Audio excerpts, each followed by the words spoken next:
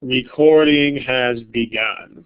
All right, so 2 topics for today's study hall. Those are going to be boldface problems in critical reasoning, followed by the 7-step method for rate, time, distance. And what I mean by "and friends" here is that there are the problems we're going to look at today are all actually rate, time, and distance, but these methods work just as well for problems of various and assorted other types that follow the same sort of principle. So what we're going to do when we look at rate, time, distance is we're going to examine the other types of problems for which you can also use this. The 7-step method, by the way, it's not in contradiction to anything in the strategy guide.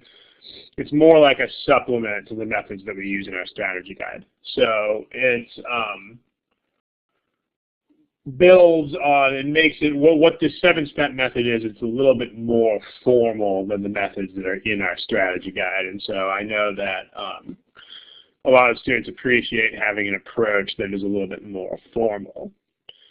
In any case, though, what we're going to do first is we're going to go ahead and get started with the critical reasoning boldface type problems. So let's go ahead and kick that off. So those of you who are scared of the baby owls there, they are now gone. Okay, so what I want to talk about here at first is the basic idea behind these critical reasoning boldface problems. So these are the ones where, let me get this typed on the screen here. Okay, CR boldface problems. These are the ones where you know how it works. We'll look at some examples in a second. These are the problems on which you have a passage, a longer passage, and then at least one, but usually 2 statements are in boldface. And then you are asked for the role played by those statements in the passage. And then you have all kinds of sort of cryptic statements about that. What we're going to look at today is a 2-tiered method for approaching these kinds of problems, where there's a vast difference in scope between the 2 tiers, but the 2-tiered approach. The first approach, which is the ideal, but is a little bit out of reach on some of these problems for a lot of students, is to diagram the argument either mentally or on paper. We'll talk about how that works in a little bit, and then actually try to predict the actual answer to the question. Because unlike a lot of other critical reasoning problems, you don't really have to have answer choices for these. If you understand the argument fully, you should have an idea of the role played by these things without having to be prompted. But that's difficult, and so the main theme of today in critical reasoning is going to be a backup method. As a backup, you can classify the statements. And we'll see what we mean by that in a little bit. But there are ways that even if you don't, the disadvantage of this method, it's a backup method for a reason. The disadvantage is that it may not get you down to one answer choice. But an advantage of this backup method that we're going to look at is you can employ this method even if you totally don't understand the argument, which is kind of nice. You still have to be able to classify statements according to a certain rubric of fact versus claim, which we'll look at in a second. But it's a lot easier than having to actually understand the flow of the argument, which in many cases is sort of cryptic. So let's go ahead and get started. The ideal approach is this. you want to understand the flow of the logic in the argument. So what can help here is to try to make what I call a flow diagram of the argument. Here's what a flow diagram is. A flow diagram has statements that, I mean, you abbreviate the statements a lot so that you don't have to spend a ton of time writing, but statements in boxes or bubbles. And then what you do is you draw arrows to represent the logical flow of the passage. And then sometimes if you have transition words, such as but, etc., between these boxes or bubbles. So let me give you a simpler example of what I mean by a flow diagram. This is definitely not a passage that is of the degree of formality you're going to see on the test, but it's something that it's kind of a nice bridge, because when we start attacking these things on the test, you'll be glad that we have done this sort of thing first. Okay. So here's what we mean. Here's a very sort of simple passage. If you say something like, my friend says that Dominican food isn't any good. However, he's wrong. I went to a Dominican restaurant last week, and it was great. All right, so this is a very simple passage, but this passage is meant for me to illustrate what I mean by a flow diagram. So what you do here is you put these, if you were diagramming this sort of passage, and if you can do this mentally, then that's great, although if the passage is long and convoluted, you may want to try to do it on paper. So here's the three statements.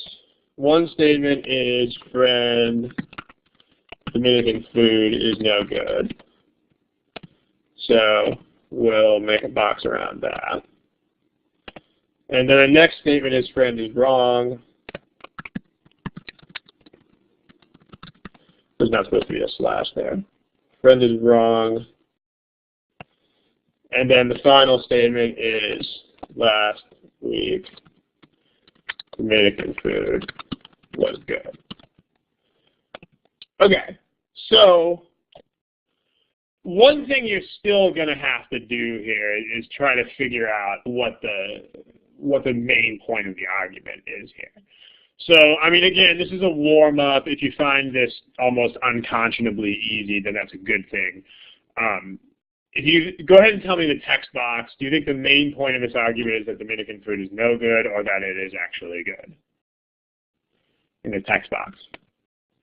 Go ahead and let me know. Okay, right. So what this is, and we'll still get some takeaways from this, but notice what this is. This is, I have a nickname for this.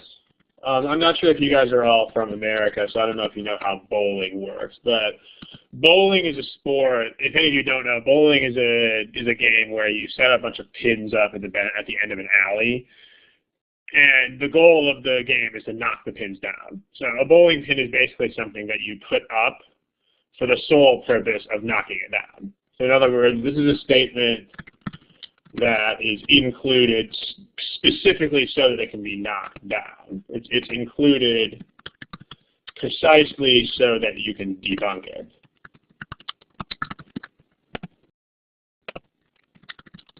Debunk meaning, we can knock it down, we can disprove it.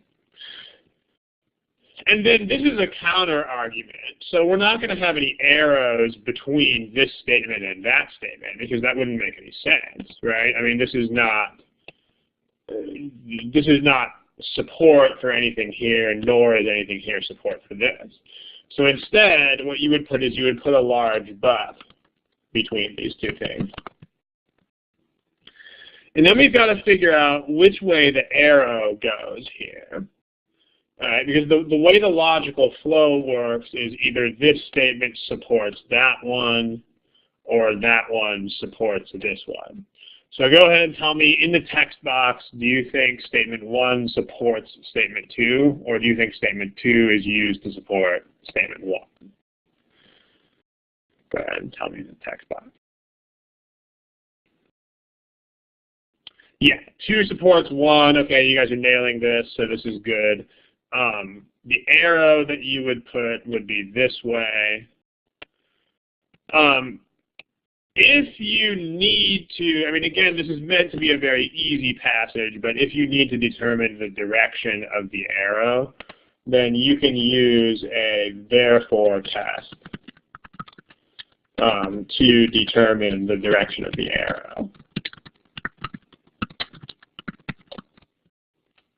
The way a therefore test works is you try it each way, and then you just sort of use your intuition to figure out which way it makes sense and which way it doesn't make sense. So if you try, my friend is wrong, therefore last week's Dominican food was good, that makes no sense at all.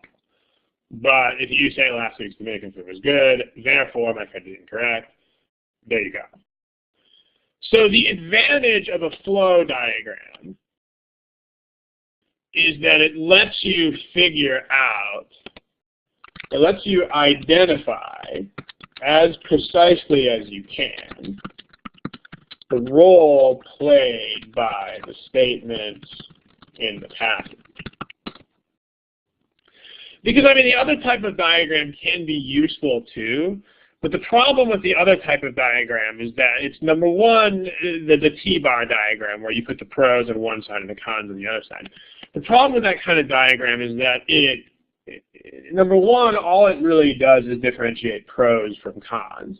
And once you figure that out, there's not a lot of resolution at the level of what pros are doing, what the cons are doing. I mean, so you're not going to figure out what is like evidence and what's a conclusion and what is et cetera, et cetera. And then the other problem with a T-bar diagram here is that you have to already know what the conclusion is. So that can be an issue as well. Here, though, if you don't know what the conclusion is, this thing will tell you. Because the conclusion is whatever is at the end of the arrows. So if the arrow points to this statement, this must be the conclusion, and this must be evidence or support. So this is supporting consideration. All right. The question in the text box is a good question. This diagram, the point of this diagram is that it's specifically a good thing in terms of these questions, the argument structure questions. For other types of questions, the T-bar diagram is better. For instance, if you're doing strength and weaken, the T-bar is much better. Because if you're talking about strength and weaken is all about pros and cons. And, you know, pros and cons are much more suited to a T-bar than to something like this. I mean, you know, let's come back to this slide in a second. I mean, let me just talk about it's a little bit of a digression, but it's a good point. Let me talk about the advantage of a T-bar versus regular diagram, or substitute versus a flow diagram. T-bar diagram, which is, if any of you don't know, if any of you haven't read our strategy guides, a T-bar diagram is the type of thing that has the conclusion on top, and then you put all the pros over on this side, and you put all the cons over on that side, versus a flow diagram where, you know, the flow diagram is got all these box things going on where, you know, you might have these arrows that are like, okay, here's an arrow, and then you might have two arrows pointing over here, and then maybe like this is some argument over there, and this is some counter argument. So, I mean, the advantage here Okay. The advantage of this diagram is that it's usually easier to make, and it's probably more useful for passages on which the conclusion is already clear and you have to use pros and cons, such as strength and weaken. The advantage of this one, though, is that this diagram can actually tell you the structure of the argument. Like if you don't know where the conclusion of an argument is, then you can't make a T-bar because you don't know what goes on top of it. But in this diagram, it can tell you the structure, and it also tells you the roles played by the statements with greater clarity and detail. Clarity meaning that you can just look at the diagram. This is going to be the conclusion. This is support. This is the opposing conclusion. This is support for the opposing conclusion. The T-bar, you can't see all that right away. There's that, and then and also detail, meaning in this diagram it's beyond pro and con. You're not going to see a whole lot else. So it's going to depend on the problem type. Like if you're doing an analyze argument structure type problem, then this is going to be better because that's the whole point of this diagram, is to help you ascertain the structure. But if you're doing something like strength and weaken, most strength and weakens have conclusions that are pretty obvious. In fact, most of them are just like the conclusion is clearly stated at the end. So in that case, you don't so much need this. Instead, pros and cons are better. So smiley face if that answers your question, AJ. And smiley face if you guys, the rest of you out there, understand this. Give me smiley faces.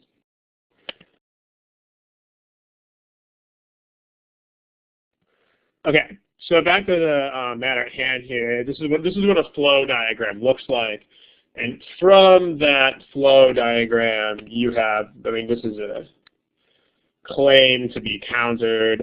This is my conclusion, and this is supporting evidence for that conclusion.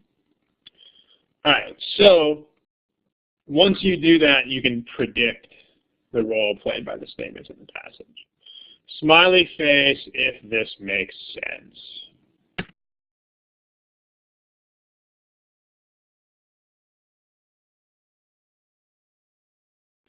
Okay, so what we're going to do is I'm going to throw you guys into the pit, and we're just going to do a problem. Here's the way it's going to work. So if you notice, if any of you are watching your window, there's A through E choices that should have just appeared in the corner of the window. Okay, let's do this time. Everybody give me a smiley face if you see the A, B, C, D, and E buttons on the top of your window. Okay, good. When I'm going to put a question on the screen, and do not type your answers in the text box, please. Instead, indicate your answers with those buttons that are up there. So other students that are here in the study hall won't be able to see your answers. That's the point of that.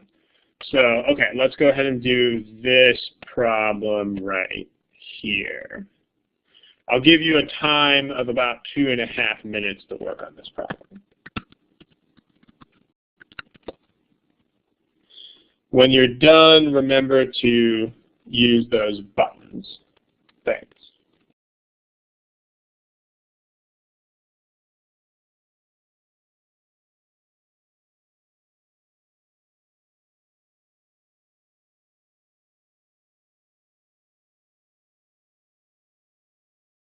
Okay, consider that a warning bell. For problems like this, which are very long and tedious, it's okay to go up to 3 minutes. So I'll give you another 30 seconds on the clock. But make sure everybody answers it by then, please.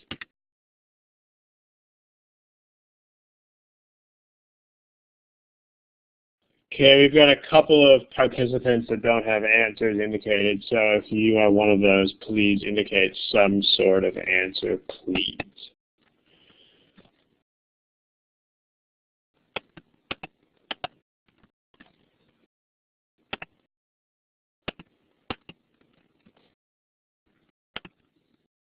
Okay, so time's up here. Here are your results. So as you can see, we are absolutely all over the place on this one. Let's take a look. And then because this is a difficult type of problem, as we said in the beginning of the class, we're going to talk about a backup method where even if you don't understand the argument, you'll be able to classify statements. But that'll be coming in a little bit. Let's go ahead and take a look. I'll show you, by the way, flow diagrams, if any of you made them. Flow diagrams are certainly not always going to be the same. I mean, my flow diagram might not look exactly like yours, but at the same time, if you're evaluating the same argument, there should be at least a superficial degree of similarity. So, okay, here's the question at hand. Now again, you definitely want to abbreviate these things when you make a flow diagram because otherwise time management is going to be a serious issue.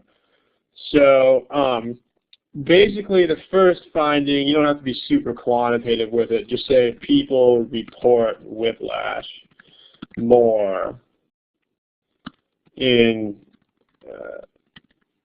countries when they'll be paid for whiplash. All right, that's that first claim. It's not a claim, actually. That's that first statement. Presently, no objective test for whiplash exists, so it is true that spurious reports of whiplash injuries cannot be readily identified. So, no way of telling real from fake whiplash claims. By the way, it helps to rephrase these things into your own words when you're doing this sort of flow diagram. Indicate that here on the screen. It helps to rephrase statements into your own words. Because actually there have been studies that have shown that, that rephrasing things helps comprehension. They've done these PET scans, which are those scans that actually show brain activity on the screen. And PET scans of people who are copying things show that their brains pretty much shut down while they copy things. It's actually really interesting. Like you can't copy and think at the same time. So if you reword these things so that you can improve your understanding, you may find that that helps. Commentators, this is actually two kinds of statements. The facts don't warrant the conclusion drawn by some commentators that. So that's really two things. Let's untangle them. Commentators say that half of the whiplash claims. Commentators say half of whiplash claims in these countries are fake. And then the argument says commentators are wrong. Claims do not warrant, the facts do not warrant the commentator's claim. That's a fancy way of saying the commentators are incorrect. And then in these countries, same countries, different countries where they don't compensate for whiplash, people often have little incentive to report whiplash injuries. So in the other countries, people will underreport whiplash. Okay, so I'll give you an idea of how this argument is structured. The commentators say that, text box question I'll get to you in a little bit. The commentators say that they claim that one half of these countries are fake, one half of these claims are fake. There's twice as many claims in these countries. That's the basis for the commentators saying that. And on top of that, there's no way of telling real claims from whiplash claims. But the commentators are incorrect about that. So this stuff is a counter argument. So that's a but. And then if we use a therefore test here, the commentators are wrong, therefore in other countries people will underreport whiplash. No. In other countries people will underreport whiplash, therefore the commentators are wrong. So that's this way. And by the way, this, if you want to, you could draw something like a dotted line from here to here as well, because this fact is also accounted for over here. In other words, the commentators are just looking at this. There's a lot more claims when people are paid. Therefore, a lot of them are fake. We are saying, yes, there are a lot more claims where people will get paid, but there are also a lot fewer real claims when people are not paid. So these two facts in tandem lead us to conclude the commentators are wrong. This fact alone leads the commentators to conclude this. Does this make at least some sense, smiley face, if you follow what we have here on the screen?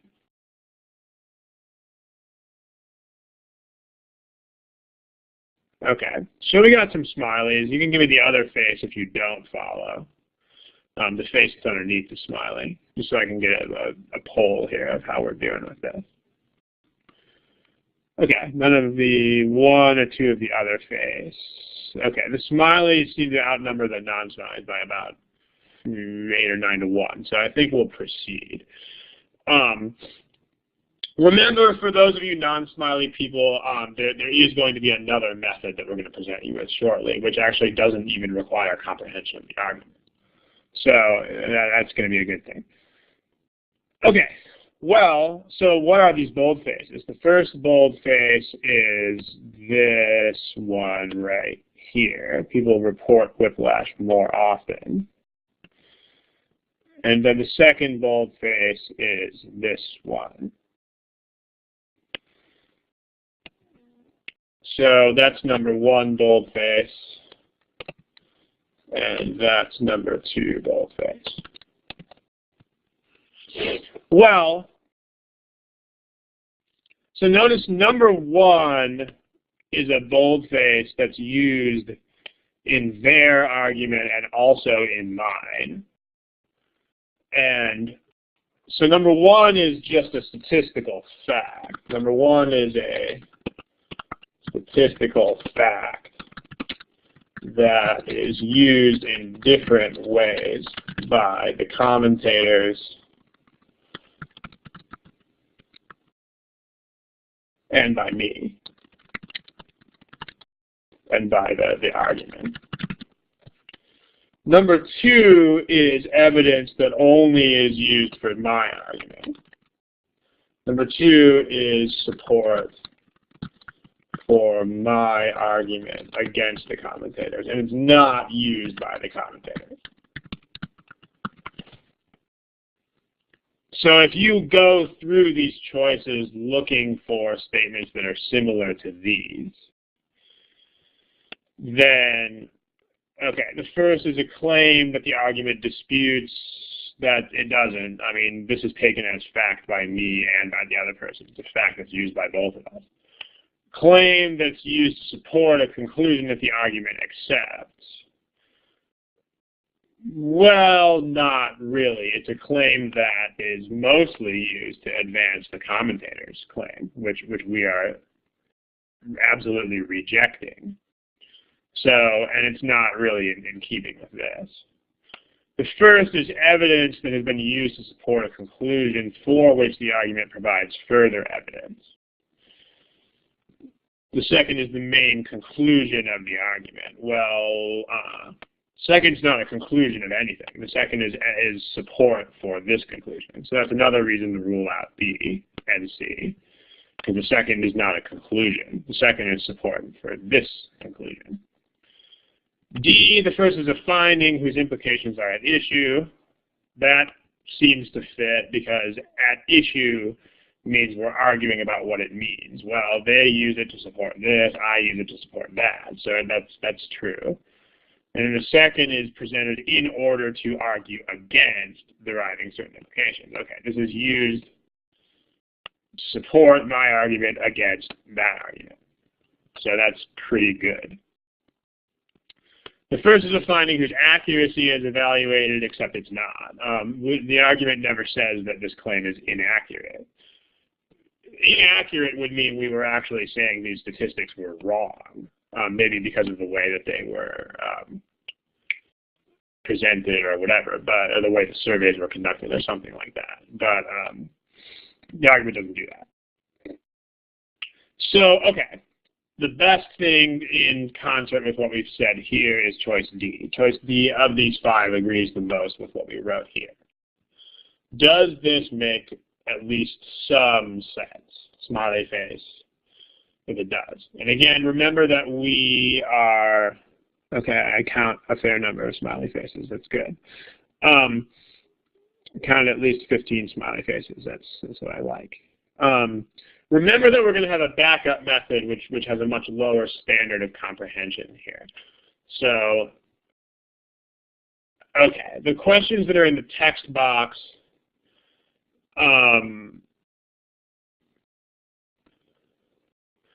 one user is writing about trouble creating notes. I think you guys can see each other's questions in the text box. Unfortunately, that's not something with an easy fix, because what you have to do is you have to strike a balance between writing enough for you to remember what's going on and writing too much. And so you've got to budget time accordingly. You know, if you can't read your own handwriting, I think honestly the best way to fix that is just to write a little bit more slowly. Like if you write at maybe 75% of your current writing speed, you won't realistically take that much more time, but you'll probably have better ability to read it. But practice is required. I mean, even problems that aren't boldfaces, like if you need practice at this strict note-taking version, you can always do, yeah, the answer is D. D like dog. Because D is the one that's most like what we've written here. E is not correct because we never said the finding was inaccurate. Writing in caps, I probably wouldn't, unless you normally write in caps all the time, that's probably not a great idea, because writing in caps is usually half the speed or less of writing in normal handwriting. Especially if you're not used to writing in caps. It can be really, really, really slow. If you guys are draftsmen or some engineers or law enforcement people who write in caps all the time at work, then that might work, but otherwise probably not a good idea. Okay, so I mean, AJ, that's probably about the best I can tell you is that you can go practice this on other passages. You can go take passages that are not boldfaces and still see if you can make flow diagrams with appropriate abbreviations and see how well you can do with time. To the question, why isn't it the main conclusion? It's because it's not a conclusion. Remember we used a therefore test, and we decided that this supports this, because these two are my argument. We used a therefore test. In other countries, people underreport whiplash, therefore the commentators are wrong. That makes sense. The commentators are wrong, therefore other people will underreport whiplash. That doesn't make sense. People aren't going to change their behavior based on what commentators say. So this is not a conclusion of anything. So therefore it can't be the main conclusion. This is actually support offered for that conclusion. Give me a smiley face if that makes sense. Particularly the one who asked that question about the second one being the conclusion or not. If you understand, then give me the smiley. Okay, good. All right, so what I want to do now, let's revisit the following words in the answer choices. Give me a smiley face if you guys can see the words that I'm starting to highlight. Can you guys see these words? So far in blue, I've highlighted claim, claim, evidence, finding, and finding. Okay. You guys are going to like this. You guys are going to like this a lot, actually.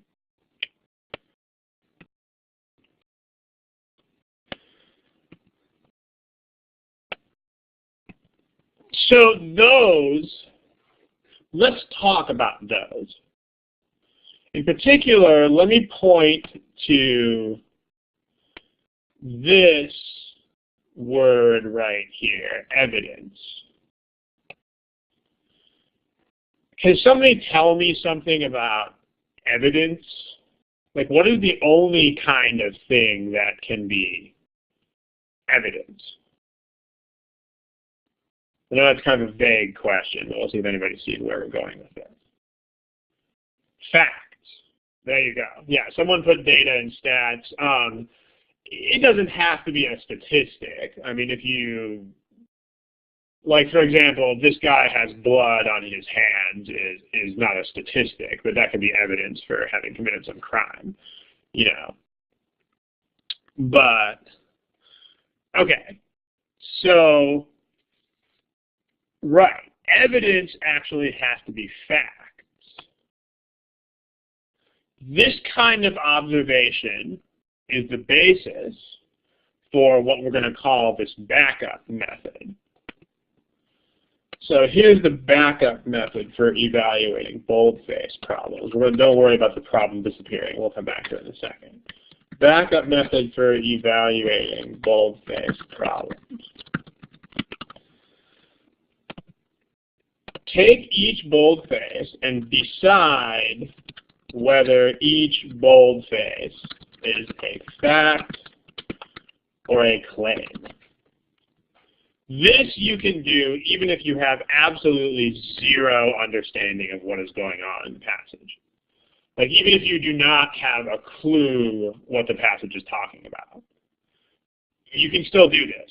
You can still decide whether boldfaces are facts or claims. All right. In most cases, this will be easy.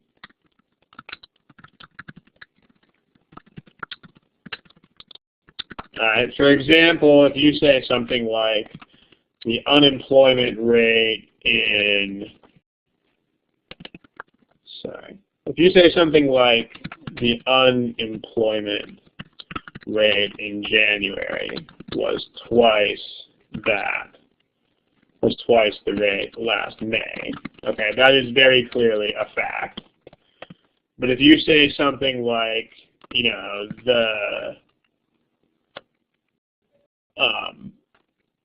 the observer's prediction will turn out to be wrong, I mean, that's definitely a claim. But on the other hand, some cases, some statements could go either way. Okay, for instance, if you say something like,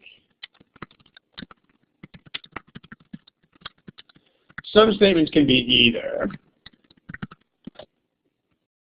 If I say something like the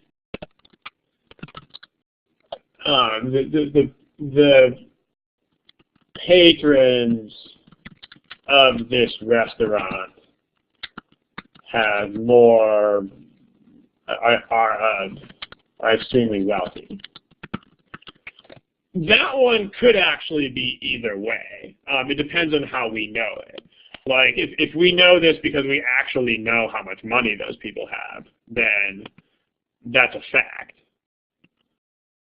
But if we know this, if we claim that we know this because they drive up in expensive cars or because they order $500 bottles of wine or something like that at the restaurant, then that could be a claim. So in this case, generally, for statements like these, like this one, which could potentially be either facts or claims, the presence of qualifiers A claim is something that's not a solid fact. A claim is an argument that we're making. It could be falsified. It's like a hypothesis. You know, the question in the text box is whether claims are like inferences. The problem with answering that question is that this is the GMAT, and the word inference in the GMAT doesn't mean what the word inference means in the real world. In the real world, inferences are absolutely claims, absolutely. But on the GMAT, the word inference doesn't mean what it means in the real world. On the GMAT, the word inference means prove more facts from these facts. So, unfortunately, no, GMAT inferences are generally not claims. So, but they're not going to, I don't think they're going to use the word inference on these boldface questions for probably that exact reason. But back to this, the way to tell whether these are either fact or claims, the presence of qualifiers indicates a claim. What I mean by qualifiers is statements that qualify the original statement. Examples of qualifiers include clearly, or certainly, or must be, or probably. I mean, anything using qualifiers like this has to be a claim, because if it were just factual, then you wouldn't need the qualifiers.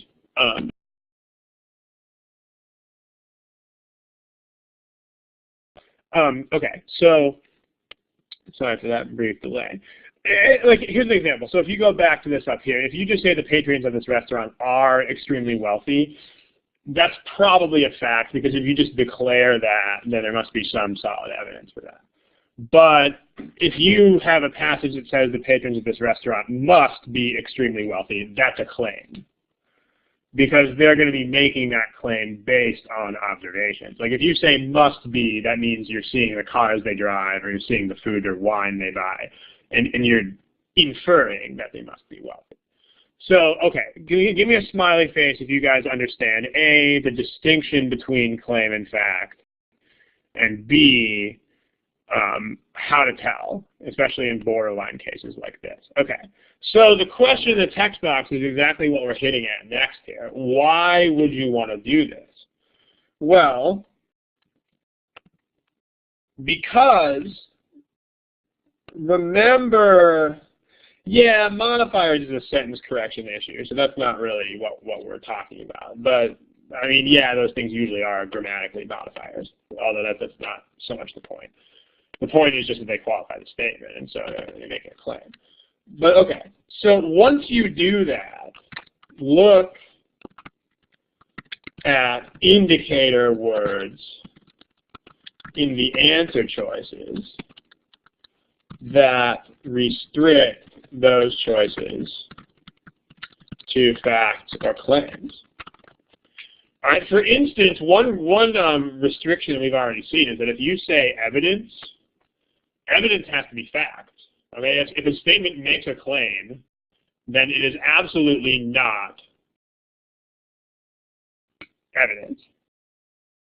So this is powerful, because even if you don't understand, even if you don't understand the argument at all, if you can distinguish facts from claims, then you can eliminate a lot of choices anyway.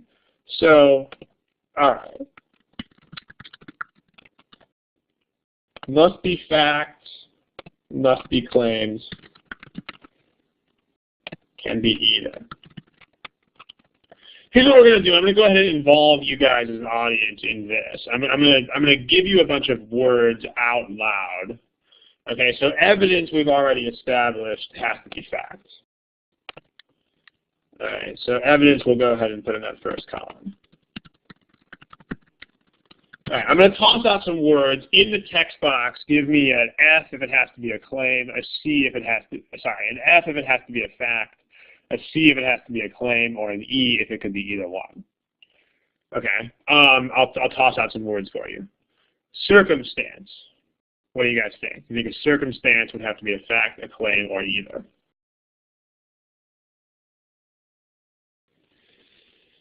Okay, that one's tough. Yeah, John 1's got it. A circumstance has to be fact. Because if you think about a circumstance, think about something using circumstance. Like, what were the circumstances under which this crime occurred? Generally, in circumstances means like, what was the time of day? What was the temperature like? Was it dark outside? Was it wet? Was it rainy? Was the person running? Was the person screaming? Those are circumstances. Those are facts. So a circumstance is just some sort of background condition, which is factual. So that's a tough one. What about a judgment? C, F, or E? A judgment. Okay. A judgment is definitely a claim because you have to be judging something. A judgment basically means some sort of opinion that you're passing on something. Like, judgments are things like, this statement is not justified. This action is misguided. This thing will not achieve its goal. It's judgment. It's not a fact. It's something that it's like your take or your opinion on something. What about a conclusion? C, F, or E? Yeah, okay. This one, in these arguments, I'm going to give you guys an asterisk here. Because what the asterisk means is, in their arguments, conclusions are always claims. Always, always, always. On the other hand, the reason why there's an asterisk is because, however, if they ask you to draw a conclusion of your own, your conclusion should be a fact that you can prove from the existing facts. These are very different. We can touch on this in probably a future study hall if we need to. But when you analyze their arguments, their conclusions have to be factual. Otherwise, you can't call them conclusion. Because the idea is that, they need an argument in the first place. So make sure you're aware of this. This is very important. Conclusions have to be claims. Okay, what about a consideration?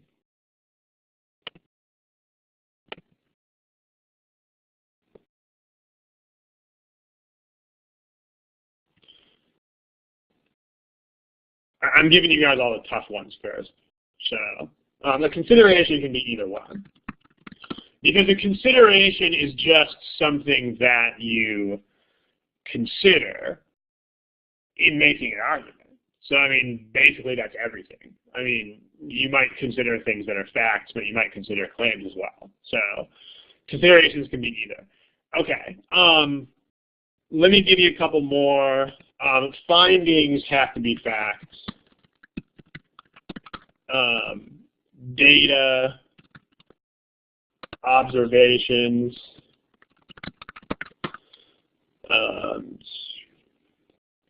information, that's another big one. Information is always facts.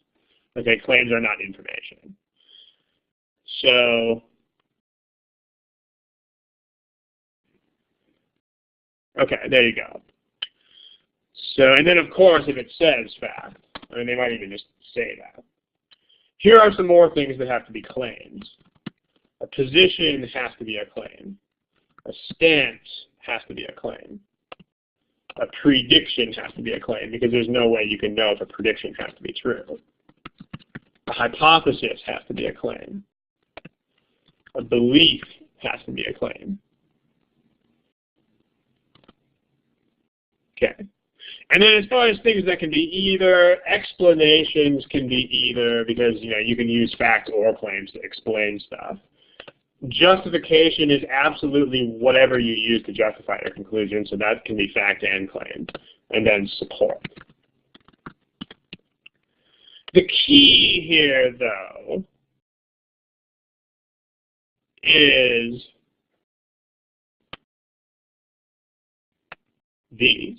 By the way, in this list also should be objection. Objections are generally claims. Okay.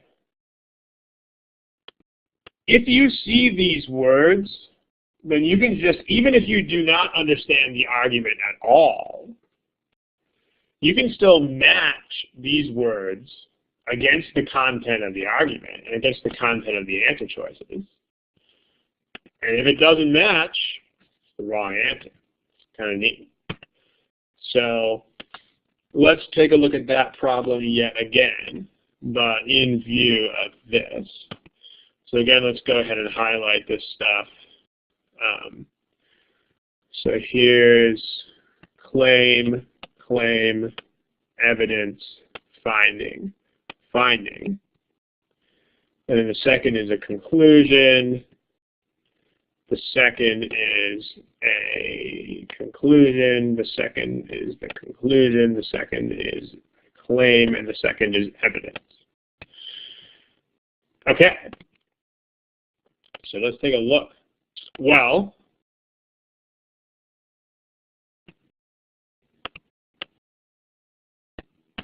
the first boldface, in countries where insurance includes compensation for whiplash, reports of whiplash are twice as frequent as they are in other countries. Okay, notice this is a precise statistic. So if boldface 1 is a fact, say fact in the text box. And if boldface 1 is a claim, then say claim in the text box. Or F or C. Okay, yeah, this is definitely a fact. All right, so because it's a precise statistic.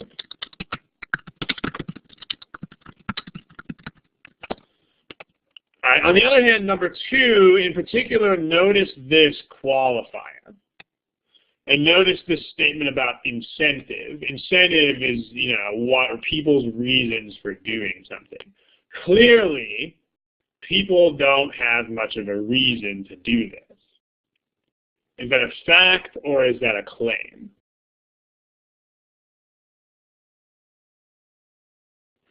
That was a claim, especially in view of this qualifier. Like if you need to say clearly, certainly, must, whatever, that means that these are not facts because you don't need to say things like that with facts. Like, think about that for a second. Words like clearly and must and certainly, they have no place when you present facts.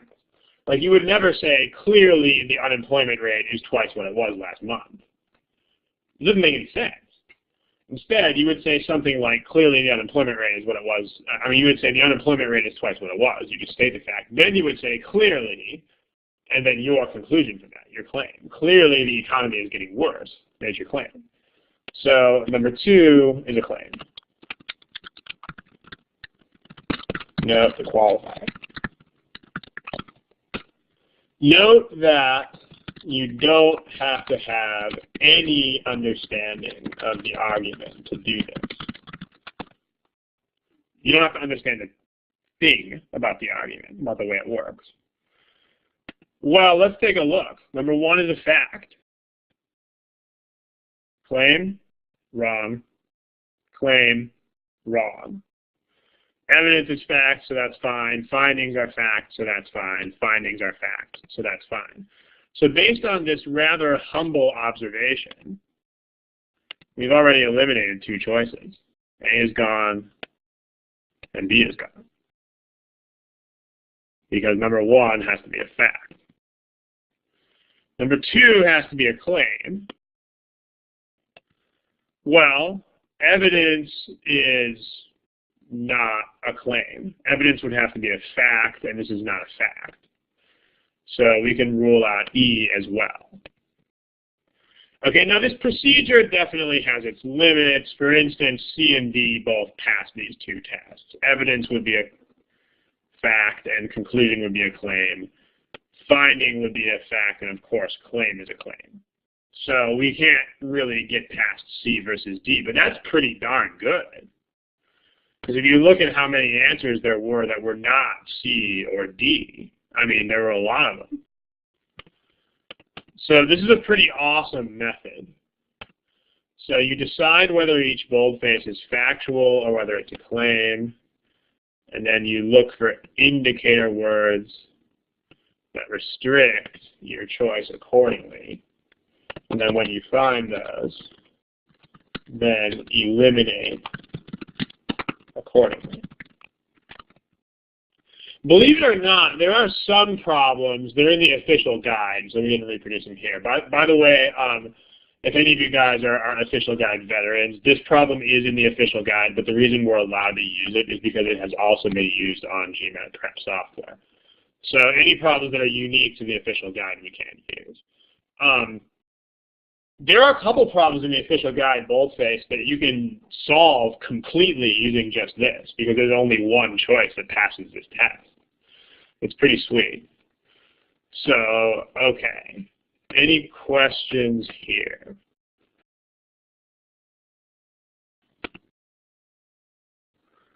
All right, let's try another one. See how you do.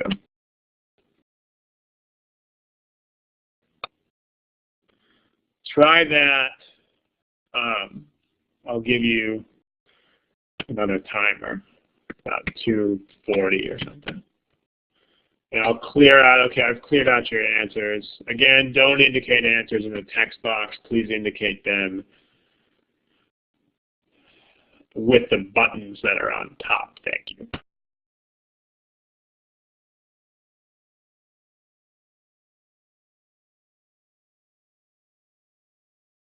Okay, I see one question saying the screen is blank. If you guys can see this question, give me a smiley face. I mean, I would hope that people would have objected by now if you couldn't see the question. Okay, for the one user whose screen is blank, I can try to reload real quick. There is a reload. Yeah. Otherwise, if I don't know what the problem is. So, okay, I'll try to get, there's still a lot of you without answers, so I'll give you another 20 seconds or so to produce an answer. Go for it.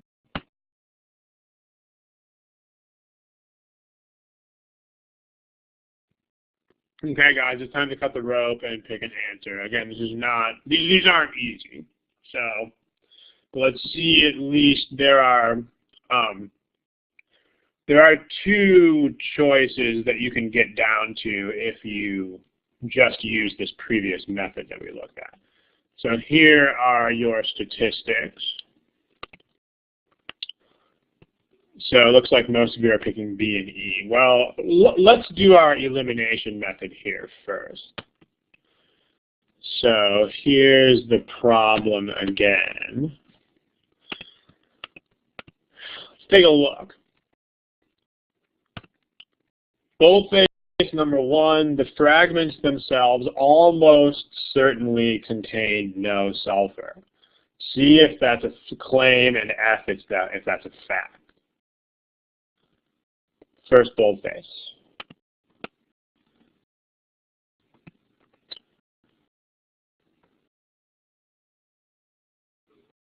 All right. So that is a claim. Because again, it has a qualifier on it. You wouldn't present facts with almost certainly. You know, make sure you guys know this. Just again, think about this in real life. Think about when you would say almost certainly. You would only say that when you don't factually know something. For example, if I say something like, this guy who comes to my restaurant is almost certainly rich. Think about when I would say something like that. I would say something like that if I really don't know one way or the other how much money this person had. But if I just witness their behavior and they're like walking around spending tons of money. So I would not say this person is almost certainly rich if I could see their tax return and see how much money they made. Because that would make no sense. I would either just say this person is rich or this person is not rich. So remember what we said about these qualifiers. You know, I'll find you this slide with where I wrote that again. But when you have fact versus claim, 3 screens ago, remember the presence of qualifiers indicates a claim. Okay, guys, if you see clearly or certainly or must be or probably, those are not facts. Just make sure you learn that, because facts don't have to be presented with this kind of dressing on them. And I mean, especially not certain, especially not almost or probably or could be. I mean, not only are things like this not facts, they actually can't be facts. Because almost certainly, by definition, means it's not certain. Okay, the reason I'm going off on this is because a lot of people wrote fact. That's not a fact. So number one is a claim. Note, qualifier. Almost certainly. Okay, give me a smiley face if that makes sense to you guys. All right, pretty solid. I'm especially looking for smileys from people who put fact, because that is not a fact. Okay, number two, C if that's a claim, F if it's a fact. It is likely that some of the fragments were at least large enough to have passed through Jupiter's outer atmosphere without being burned up. C for claim, F for fact. Okay, nicely done, guys. This is definitely a claim. Two is also a claim. Note there's a qualifier again. Qualifier is it is likely. Again, fact, it would make no sense to say it's likely or not likely. I mean, if something is a fact, it's either true or it's false. So there's no such thing as likelihood unless it's a claim.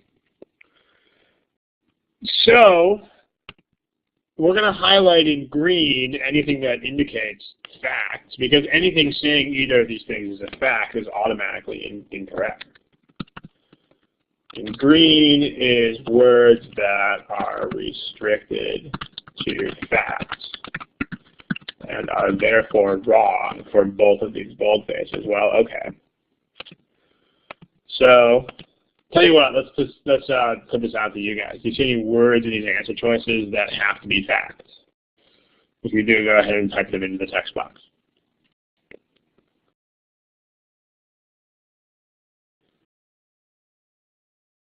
Yeah, evidence. Evidence is in there twice. There's evidence and there's evidence. And then there is conclusions are claims, guys. Remember we went over this. Which slide is that on? That is on this slide. Conclusions are not facts. Okay, remember the entire reason that you have an argument in the first place is because conclusions are not facts. In other words, if you had an argument whose conclusion was factual, you would not need an argument in the first place. Okay? In the arguments that they supply you with, conclusions are always, always, always claims. The only time conclusions are facts is in draw the conclusion problems. But that means they're just not giving you an argument in the first place. In these problems, the conclusion will always, always be a claim. I'm sure you guys know that. So, okay, here's the problem at hand. Evidence has to be a fact, and circumstances are facts. So, those answer choices are all gone. That means that even if you don't understand what's going on in this argument, because notice we have done zero analysis of this argument so far. We haven't looked at a darn thing yet. All we've said is the first statement is a claim and the second statement is a claim, which are things that you can just tell from looking at them. You don't even have to analyze the argument to figure that out. So we're down to B and E. Now to choose between B and E, you have to at least figure out what the relationship is between these two statements. But B, just so that we can move on to the other topic at hand, I'd like to give the formal treatment. Yeah. Thank you, guys. Here's the refresh screen. We can eliminate these three choices which have words that indicate facts. To get between B and E, without going completely into a flow diagram here, I guess we could go into a flow diagram. That would mean that would generally mean that we're going to have to put the rate time distance off till next time, which we probably should anyway. We only have about 17 minutes left, so that's not really enough time for rate time distance. So we'll do that on the 29th. Let's do the flow diagram for this. So let's copy this question. So one of the users wrote, when does, I think that's supposed to say conclusion. When are conclusions facts? Remember, not on these, okay? When you draw conclusions, when you're doing a draw the conclusion type question, which is a totally different type of CR question, then the conclusion has to be a fact, but only then. So if it's your job to draw the conclusion, your conclusion must be factual. When they present you with an argument containing a conclusion, the conclusion must be a claim. All right, so let's grab this and take it to the next screen. Let me show you a flow diagram for this problem. So remember, you want to abbreviate. So if you try to put all this stuff into a flow diagram, it's going to kill you. So observations showed the comet broke into fragments, but did not show how big the fragments were.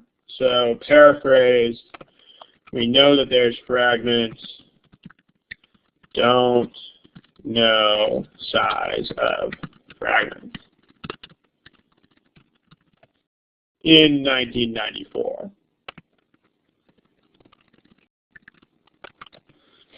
Okay, so that's a statement. In hopes of gaining some indication of the fragment size, notice that there's, I mean, some of this also is keeping your eyes open for themes here. Because these passages are very strongly run through with themes. Like if they keep mentioning some topic over and over and over and over again, then it's very likely that that topic is going to be the essence of the conclusion. So notice this is already two mentions of the size of the fragments. We don't know how big, we didn't originally know how big they are. Hopes of gaining some indication of how big they are. So we know this is important. Like, we know that we want something to do with how big these fragments are. So you might want to just file that away in your mental register here. But in hopes of gaining some indication of the fragment size, they studied spectrographic analyses. Okay, I mean, they did studies to try to find size of the fragment. Okay, it's on sulfur.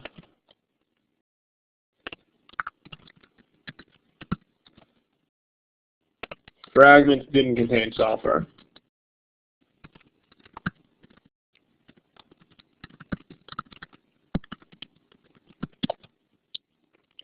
But many astronomers believe that the cloud layer does. Clouds on Jupiter do contain sulfur. And again, you abbreviate these in whatever way you can. Since sulfur would have seeped into the outer atmosphere if comet fragments had penetrated this cloud layer, it is likely that some of the fragments were at least large enough to have passed Jupiter's outer atmosphere. Okay.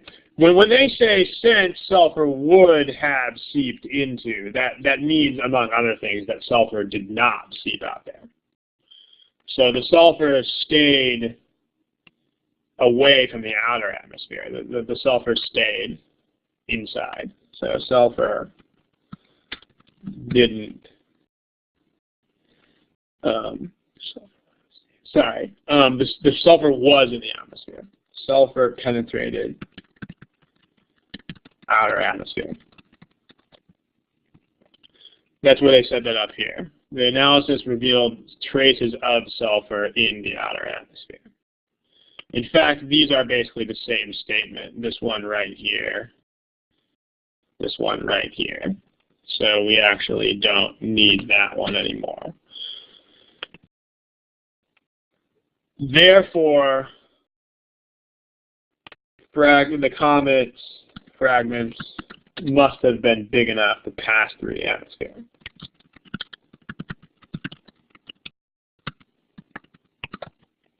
So what are the connections here? Well, the way this works, these are just background facts. Right? These aren't going to be, this is not an argument. Instead, it's more like, here's what they found. So here's what they found. So this is background, all of this.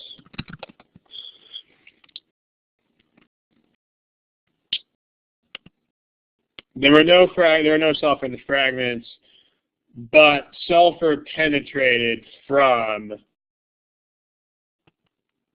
the clouds to the outer atmosphere. So this is a but. As it says, but many astronomers believe.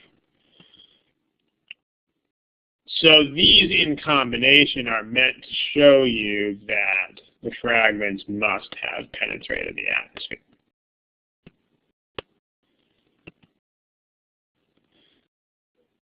This is, if you need to, you can do a therefore test to figure this out. Fragments must have penetrated the atmosphere, therefore these things are true. That can't work, because these are direct findings of the experiment. So it must be the other way around. They found these things, therefore fragments must have penetrated the atmosphere.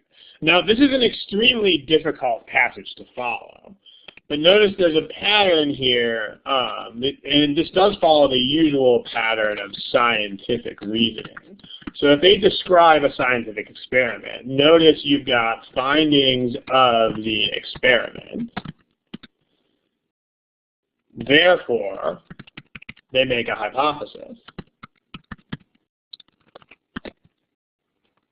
So even if you don't really understand what's going on here, believe me, I feel you on that. This is a very hard thing to understand. Probably the optimal way to approach this, again, is to do this, because you can kill these three choices very, very, very quickly. But if you do want to try to make the flow, it helps to understand that these guys are talking about a scientific experiment. When you talk about scientific experiments, almost always it's, here's the background, here's what they found, therefore, here's their hypothesis. It doesn't make sense to say, here's their hypothesis, therefore, here's what they found. I mean, that doesn't work. Because that's not how scientific experiments work. You don't make a hypothesis before you see any data. A theory. You don't come up with your explanation before you've seen anything. So if you want to call it a hypothesis, you can call it a theory, same sort of thing. But it's based on what they saw. Let me move that up and write that.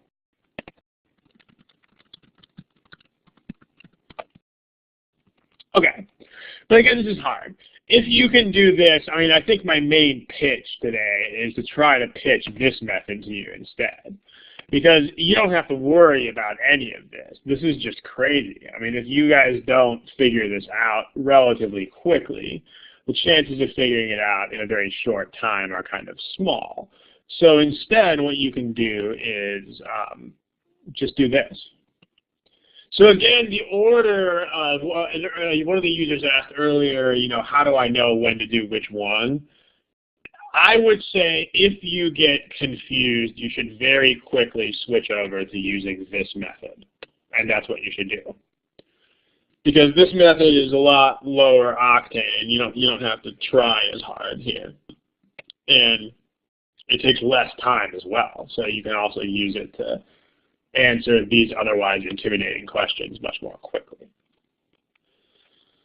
All right.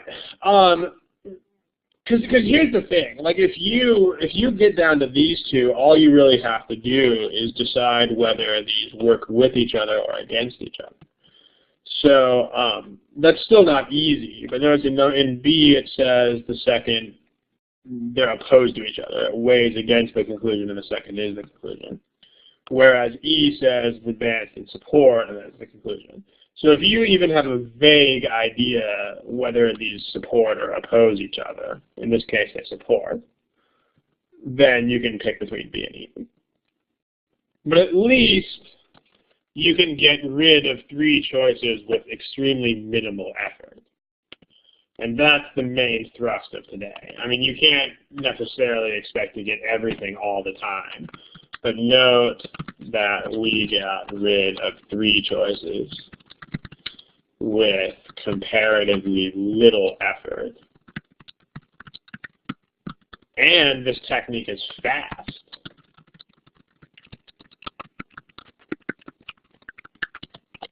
So that's a good thing. Okay, there's a question in the text box. The question says, do you recommend, it looks like paraphrasing for the diagram, or straight up abbreviate while you read? That's a good question, and if there were a total diagnosis, of course, we would be much richer than we are. But I think a good way to think about paraphrasing is to think about it as,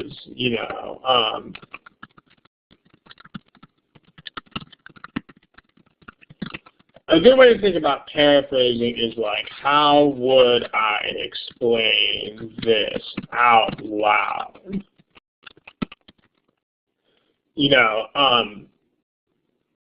Without sounding like you were reading a book.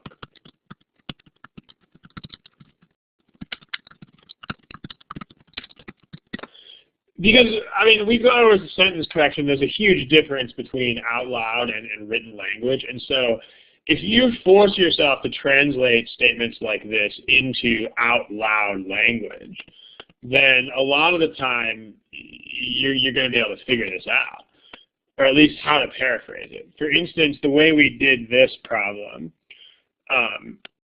nobody out loud would say, in countries where automobile insurance includes compensation for whiplash injuries, sustained automobile accidents, reports of having some seniors just quite speaking as they are in countries where whiplash is not covered. Deep breath. No one's going to say that out loud. It's not going to happen. But what this means, if you explain it out loud to somebody, is when you pay people for whiplash, then people start reporting whiplash more. That makes sense out loud.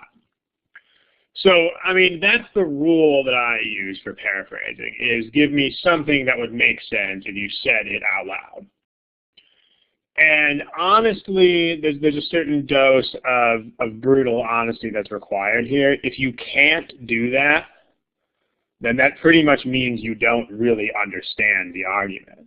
And so in the case of a problem like this, like if you have to repeat literally the words that are on the page, then that means you don't understand the argument.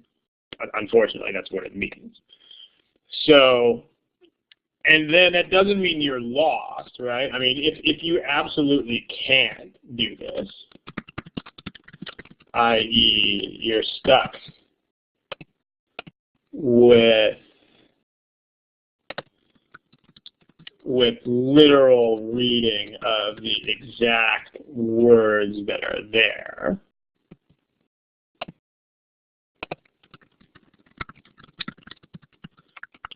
then you got to be honest with yourself. This means that you don't really understand, or don't understand at all. what the passage is saying. That will happen. I mean, you know, the whole point of boldface question is to be hard to understand. I mean, that's why those questions are there. I mean, they are questions where the challenge is in understanding what is going on in the first place. So they're not going to be easy. Because remember, as soon as you figure out what's happening, you're done. It's not like you have to find an assumption or weaken these or anything. As soon as you figure out what they are saying, you're done.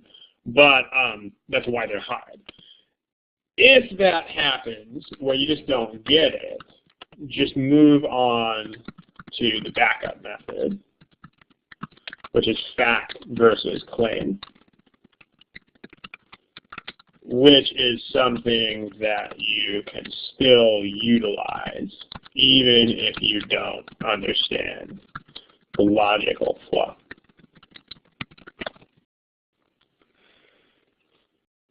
There it is. And as you've seen on this problem right here, it can really be a beautiful thing. I mean, you can get this down to you can get this one down to 2 choices, and you can also get this one down to 2 choices. So yeah. Someone asked, why is A not correct? A is not correct because this is actually the entire conclusion of the argument. So this is not part of an explanation for something else. This other stuff is the explanation for this hypothesis, for this theory. So this one's got it backwards. The choice A says that this is explaining this, but it's not true. The other stuff is actually providing reasons for that. Okay, that brings us pretty much note screen. By note screen, do you mean that one? Which note screen? Okay. Yeah, I mean, there's a lot of words here, but basically it's a 2-tiered process. It's basically try to understand it, and if you don't understand it, go to the backup method. So that's pretty much where we're at. Like, again, let me take you back to our initial notes screen here.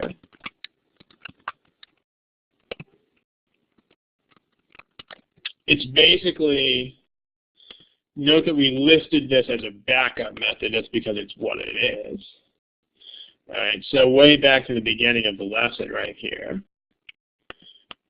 Number one, the ideal approach. If the ideal approach, remember the ideal approach is ideal. You're not always going to be able to do it. If you can't, like if you don't have a sufficient understanding of the passage to make this work, then you have to do the backup method. That's why it's the backup method. So there it is. Okay. Question, we need to wrap this pretty soon, by the way, guys. Time is up, but I'll take this question in the text box if you have any other quick ones. It says, when the boldface is part of a sentence, should we take into consideration the whole sentence or just the boldface? Absolutely just the boldface. No question about it. To this question, the answer was E, because here's our diagram. This is the main conclusion. This theory is what all of these findings are meant to justify. So it's all of this stuff, blah, blah, blah, blah, blah. Therefore, the fragments must have been big enough to pass through the outer atmosphere. Notice again, there's a connecting theme. I'll come back to that question, Cheryl, in a second. Don't underestimate the importance of connecting themes, right? Like, what I mean by connecting themes are themes that run through the rest of the passage here. Like they're talking about we didn't know how big they were. In hopes of finding out how big they were, here's what they did. So if you look at this, in this setup, I mean, this is not an easy thing to understand, but it should be at least clear from these highlighted parts that they were really, really interested in finding out how big these things are. So in that case, it's very likely that our main conclusion will have something to do with how big they are. And indeed, here it does. So if you are guessing, that could help guide your guessing. Like, wow, I'm really interested in how big these things are. I don't really care if they have sulfur, because they don't talk about sulfur up here. But they were like, they really wanted to know how big they were. Aha, here's how big they were. So Tammy, that'll probably help you figure out which one is the conclusion. Smiley, if that makes sense. Still doesn't make it super easy, but there you go. Back to this screen that's right here. Cheryl, yeah, when you look at boldfaces, you definitely have to look at just the fragment of the sentence that is boldfaced. So, because a lot of the time, if you've got more than one, if you've got a sentence with multiple parts, then they're going to work against each other. Like if you look at this sentence, the fragments that contain no sulfur, but many astronomers believe that blah, blah, blah, blah, blah, blah, blah, blah. So these things, you know, the relationships here aren't going to be simple. And it's the relationship between these two parts that will contribute, but you're only caring about this one part. So when they, and indeed, some boldfaces, like here's a question that we didn't get the chance to review.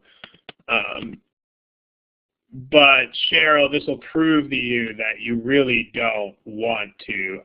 This, by the way, is in GMAT prep software, and you can search for, if you want to find this question, you can search for Burton Tool on our Manhattan GMAT forums, and it'll come up. But notice Cheryl, who asked about, do you want to look at just the boldface fragment? Absolutely, because notice this sentence here.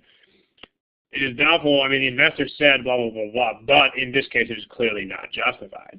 So you're just talking about the fact that it's not justified, whatever this investor said. If you want further details, you can look this question up on the forum, and there it is. Okay, let's wrap this up. We're about 5-6 minutes over, and yeah, okay. Here's what we can do. Okay, I'll send you guys an email address in the text box. Now, there's a certain rule of common courtesy here, and I feel the need to articulate this because there's always that one person who wants to send like 15 questions a week via email, and for most of you, you don't really have to be told that that's not okay, but so, you know, pardon me for sort of legislating common sense here, but I'll give my email address out. There's my email address. It's in the text box. ronp@manhattangmat.com. When you email, remember that there are like 70 people signed up for the study hall. So, you know, there's and usually between 30 and 40 actually attend. Like right now we have about 30 people here. So when you send emails, try to imagine 30 other people sending the same amount of email. And if that would be absolutely overwhelming, then that's an indicator of something. Like in other words, if you have tons and tons and tons of questions, then you should probably take those to either the forum or tutoring hours, one of the two, depending on how specific your questions are. So the forum, that's what the forums are for. But if you guys do have the occasional private question, then feel free to email. Just make sure that you don't send so many that if everybody else did the same, it would be ridiculous. So that's all. Smiley face if that makes sense. Again, it doesn't mean don't send questions. It just means that if you have tons of them, then put them on the forum. Okay. Also, the other thing is this. Let me go ahead and type this on here. And here's the deal. Okay, the forums are at manhattangmat.com/forums. Okay, if you have questions about specific problems or individual study plans, you know, that kind of thing. In fact, most questions, this is where you should take those questions. Okay, for specific problems, we have lots and lots and lots of different folders. I mean, we have math and verbal folders. There's different folders for GMAT prep official problems, our own problems, and then other problems from other sources. So the reason being, if you just send a private email, then only you can see the answer to it. But if you're asking about a problem, then you would rather post something that 1,000 other people can see also, because that's what the forums are for. Same thing with individual study plans. Individual study plans are best posted in what are called the general folders. We have what's called a general folder. If you don't know exactly what I mean by this, go to the general folder and read through the stuff that's in there. We are usually very good at getting back to people on this stuff quickly.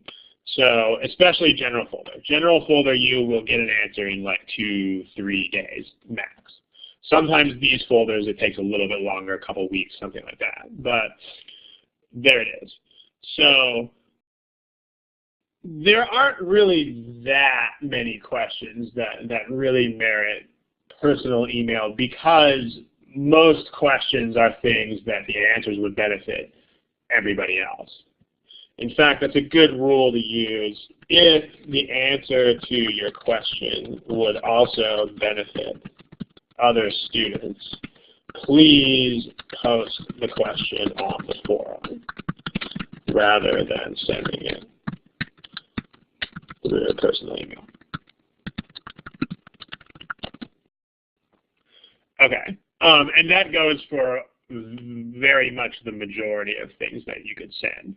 So, okay, we're going to close this out pretty soon. The recording is now over.